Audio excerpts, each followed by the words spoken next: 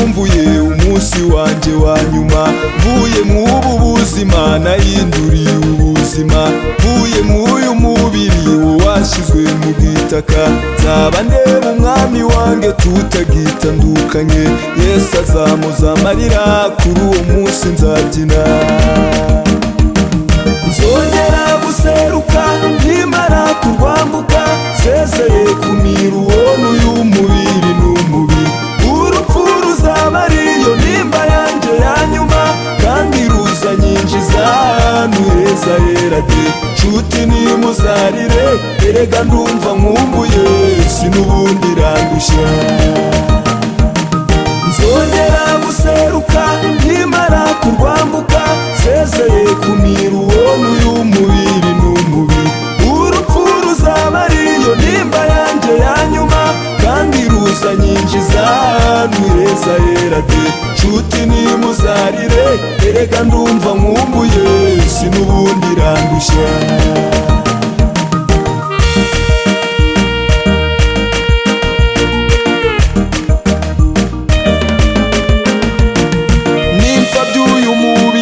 Nshuti mutakimbona, nzaba nagiye mw'ijuru, nzaba navutse mw'ijuru.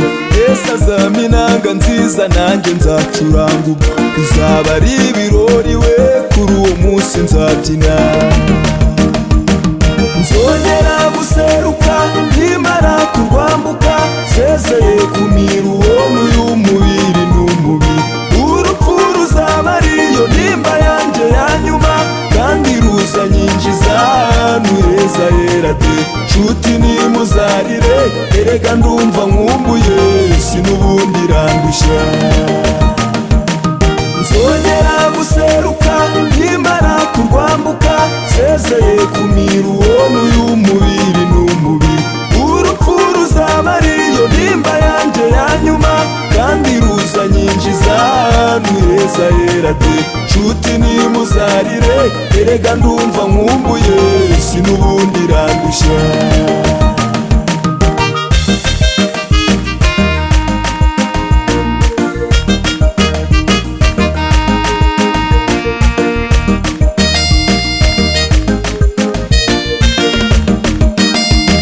Hahirwa abapfa bapfira mu mwami, umwuka atiye nibaruke. Hahirwa abapfa bapfira mu mwami, umwuka atiye nibaruke. Basezeye ibyago, basezeye indwara, basezeye ingorane, umwuka atiye nibaruke.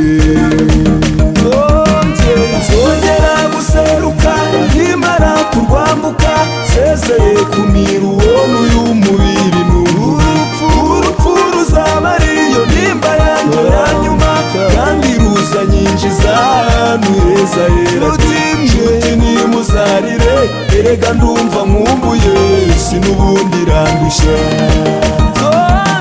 Nzongera guseruka nkimara kurwambuka, nsezeye ku miruwonu y'umubiri n'urupfu. Urupfu ruzaba ariyo nimba yanjye ya nyuma, kandi ruzanyinjiza ahantu heza hera de. Nshuti nimuzarire, erega ndumva nkumbuye, si n'ubundi irandushya.